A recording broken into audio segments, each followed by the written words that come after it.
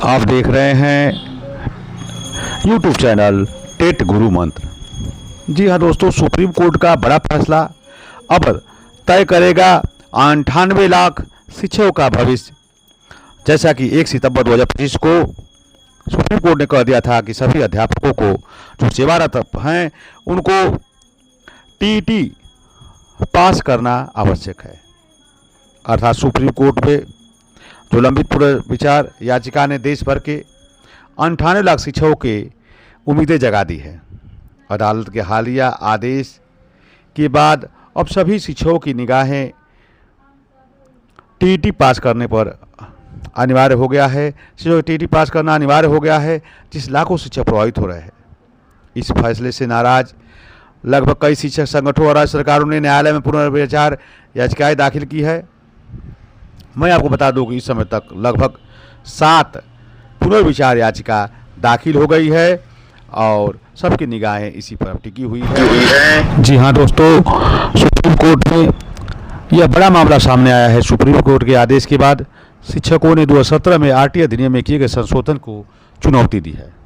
शिक्षकों का कहना है कि यदि सरकार ठोस कदम नहीं उठाती है तो वे जंतर मंतर पर बड़े पैमाने पर आंदोलन करेंगे। उनका तर्क है कि अचानक नियम बदलने से उनकी नौकरी पर संकट खड़ा हो गया है।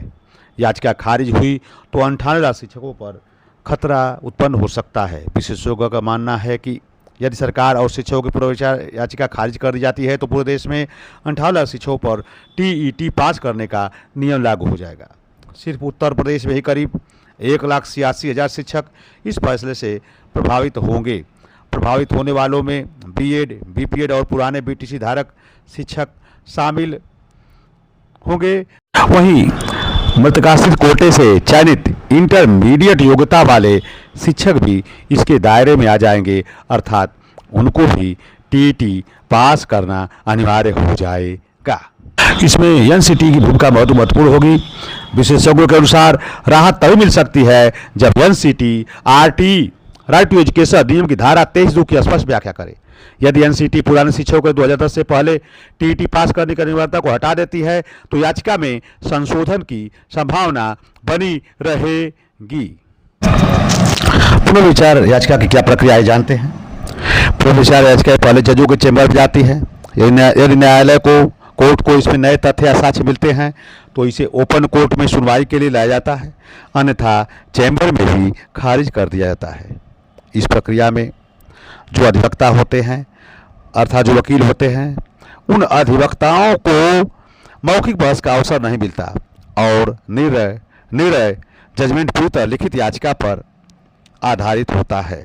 जी हाँ दोस्तों, आपको बता दें कि इसका अक्टूबर तक आ सकता है फैसला।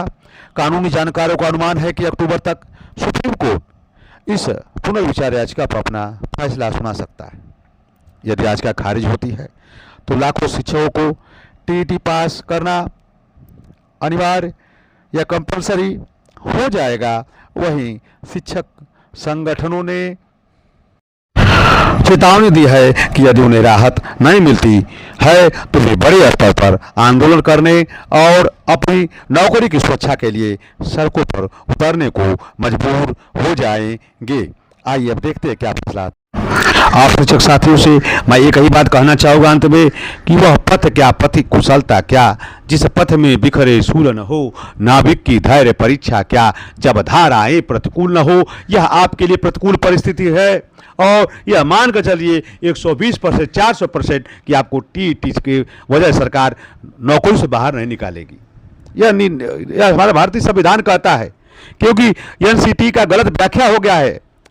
धारा 23(2) और धारा 23(1) में उलझ गया है। इसलिए मैं अंत में आपसे कहना चाहूँगा कि ऐसे समाचार देखने के हमारे चैनल को जरूर लाइक करें ताकि हमारे चैनल ग्रोथ कर। आपको प्रणाम कर